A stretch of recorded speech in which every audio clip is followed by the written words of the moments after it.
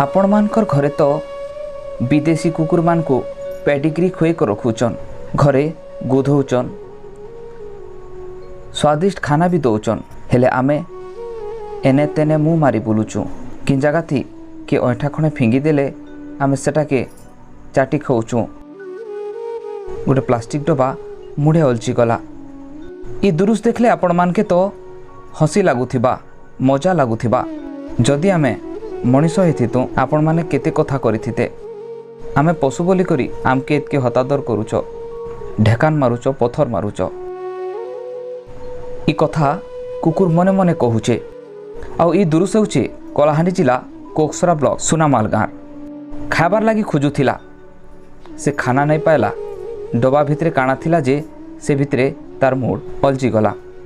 सते केते हृदय विदारक ई दुरुस। आमे ई दुरुस रो मजा ने उड़े करी केंते करी ई कुकुर रो मूड नु ई प्लास्टिक डबा बाहर करमु, से जिनिस के आमे चेष्टा करबा कथा। आमे घुमरा टीवी तरफ नु अनुरोध करमु ई कुकुर मुड़र नु किन सहृदय व्यक्ति डबा के काढ़बार लगी चेष्टा करबे। तार टोन ने फुटबार सत हेले तार मन कहूचे। आपण देखुचन माटिर कला संस्कृतिर खोज घुमरा टीवी।